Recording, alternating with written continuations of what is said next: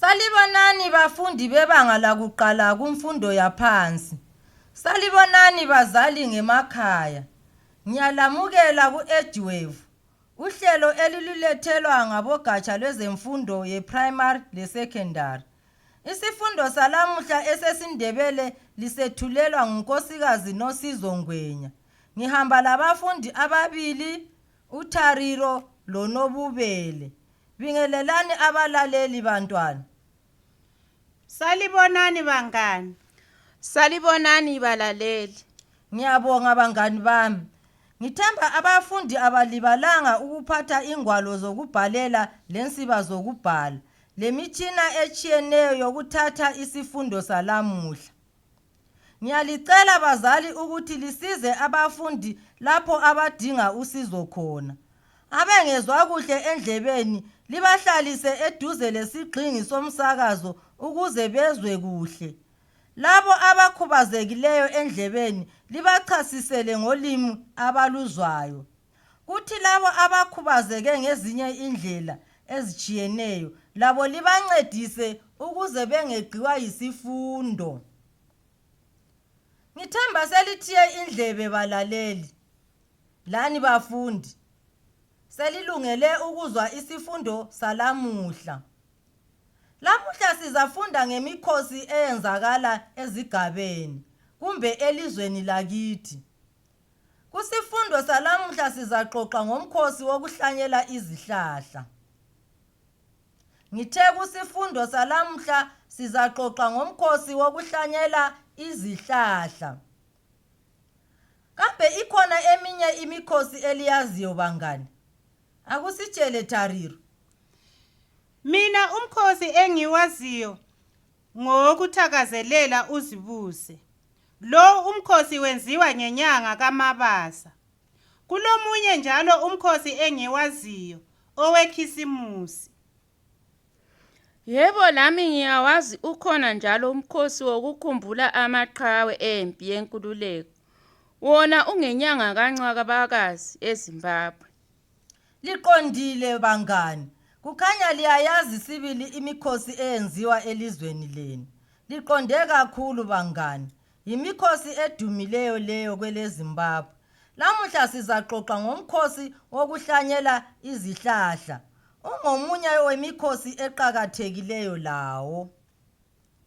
Ngikhangelele ukuthi ekupheleni kwesifundo lesi libe selisenelisa ukuqamba inyanga okuhlanyelwa ngayo izihlahla eZimbabwe. Litsho njalo ukuqakatheka kokuhlanyela izihlahla njalo liqambe ezinye indlela zokulondoloza izihlahla. Asilaleleni isifundo bangani. uNobubele uzaqala asibalele amabala ethu alamuhla.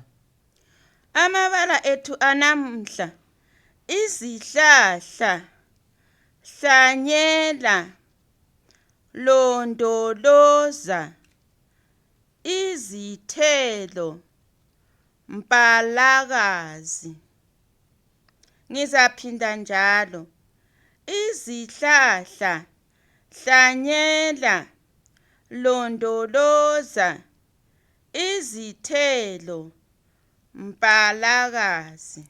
Siyabonga Nobubele. Licele abazali balincedise liwabhale phansi bangani. Libancedise bazali. Akuwabale njalo Thariro.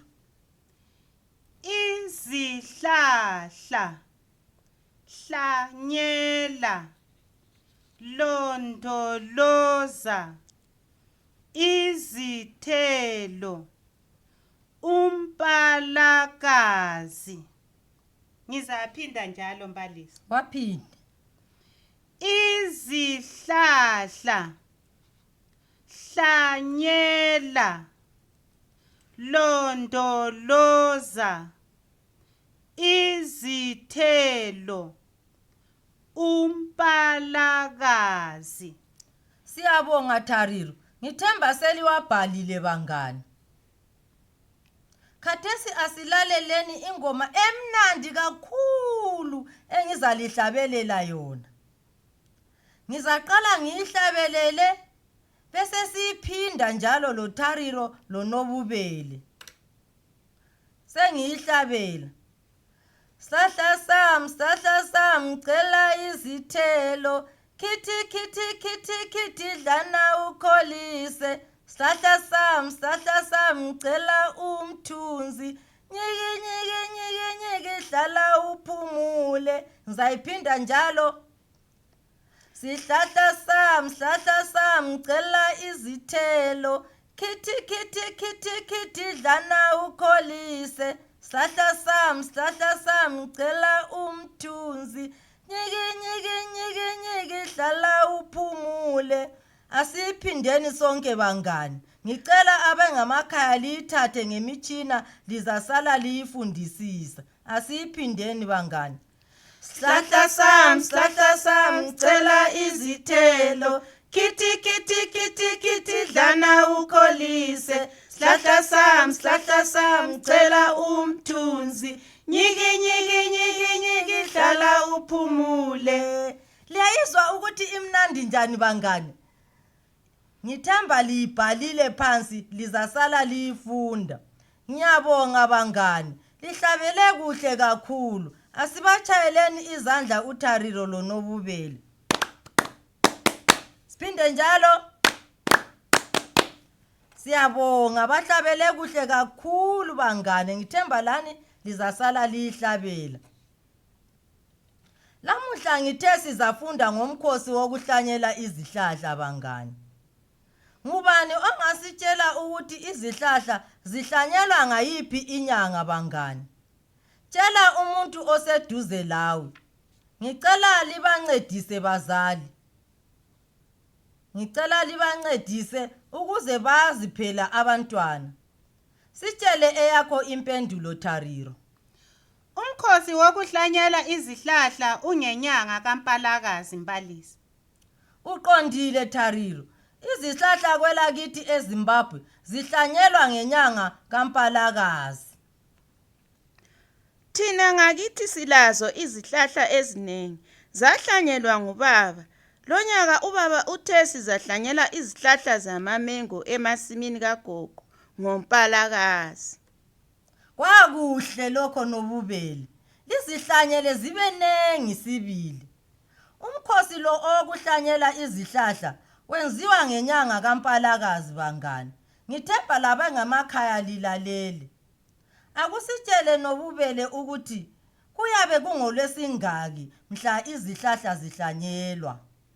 Umkhosi wokuhlanyela izihlahla wenziwa ngoMgqibelo wokuqala wenyanga kaMpalakazi minyaka yonke. Ufuna ukuthini Thariro? Esethu isihlahla esomkhemeswana mbalisi saqanyulwa ngumoya wezulu owawumkhulu kakhulu. Sadana kakhulu ngoba sasesikhulile mbalisi. Mina ngiyawathanda amakhemeswana. Phepha Thariro, izulu elilomoya omkhulu livele liyaqamula izihlahla. Kumbe sihlesiwe sonke isihlahla. Uqondile. Uqinisile uThariro. Umumo womkhathi ulakho ukuguquka okungabangela ukufa kwezihlahla.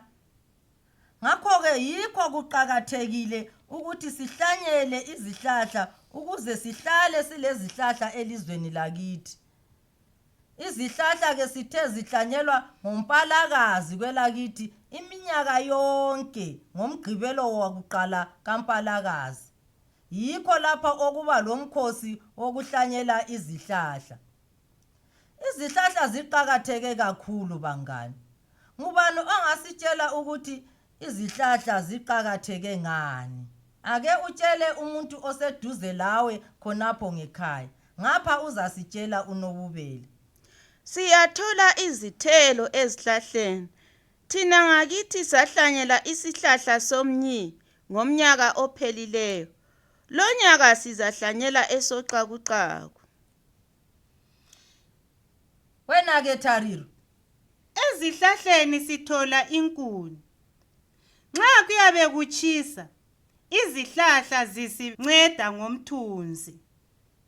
Liphendule kuhle kakhulu bangani bami. Imcijo yenu ikhaliphile. Ake lizitshayele izandla. Liphinde njalo. Ngiyabonga bangani, liphendule kuhle kakhulu. Kunengi esikuthola ezihlahleni. Lezi zindlu zakhiwa ngezihlahla ngoba kuyaganyulwa izigodo zokwakha izindlu emakhaya. Intungo kumbe amaplanka afakwa nxa kufulela izindlu avela ezihlahleni. Ubufuna ukuthini Nobubele? Sengikhumbule okunye mbalisi. Kuyini Nobubele? Sitshele mngani. Izitulo lamatafula ethu lakho kwenziwe ngamaplanka avela ezihlahleni. Lihlakaniphile lina bakithi. Uphakamise isandla Tariro. Ubufuna ukuthini? Bengisithi izihlahla ziyasinceda ngamahlahla okubiya emasimini. Njalo lenyamazana ziyathola ukudla ngoba zidla amahlamvu ezihlahla. Okunye mbalisi, nxa sikhwehlela siyanatha amahlamvu ezihlahla kumbe impande zazo ukuze siphile.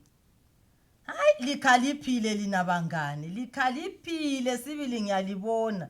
Likhulume izinto ezinengi eziqhakathekileyo ngezihlahla. Lezi zihlahla lazo zivele ziyimpilo bangane. Kumele sizigcine kuhle.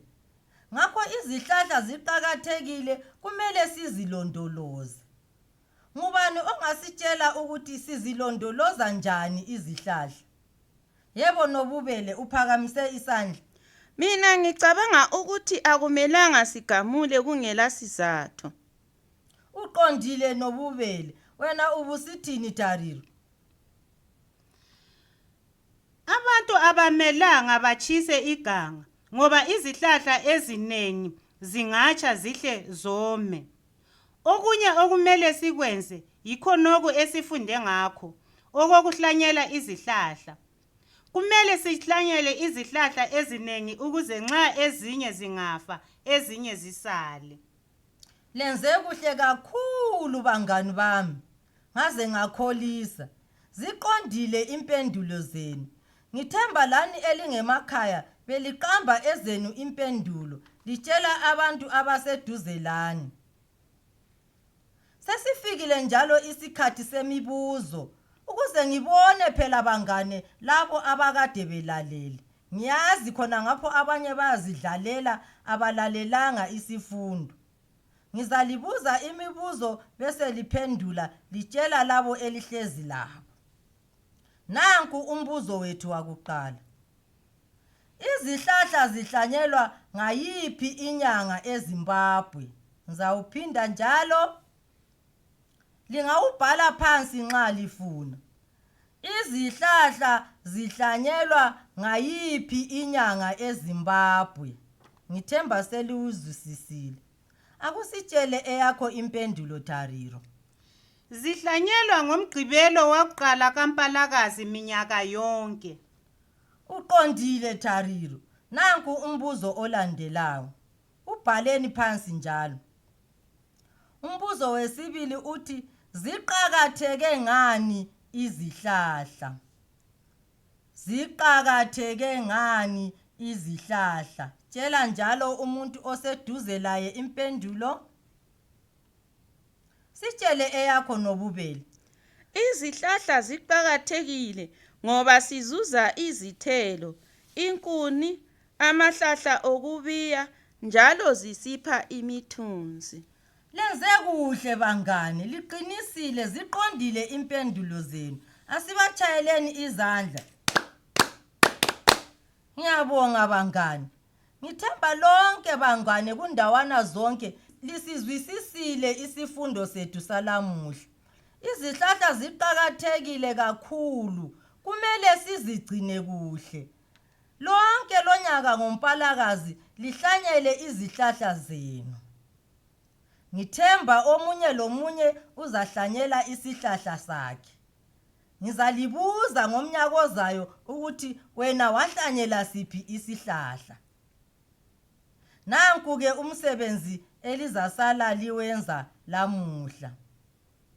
Ngicela usibalele Tariro. Dweba umfanekiso wesihlahla, ubusubhala umutsho owufunayo ngaphansi kwaso. Ngizawuphinda njalo. Dweba umfanekiso wesihlahla, ubusubhala umutsho owufunayo ngaphansi kwaso. Ngiyabonga Thariro. Ngithemba lisikholisile isifundo. Kambe ukhona ongasakwaziyo ukuthi izihlahla zihlanyelwa nini lokuthi ziqhakatheke ngani? Bazalincedisa abazali. Okwalamhla siyabonga. Isifundo sethu salamhla siphelela lapha bangani. Sizahlangana kusifundo esilandelayo. Isifundo senu salamhla lisethulelwe ngunkosikazi Nosizo Ngwenya. Bengihamba labangani bami ababili uThariro loNobubele. Lisale kuhle lonke. Valelisani abangani benu bangani bami. Lisale kuhle balaleli. Bangane lisale kuhle.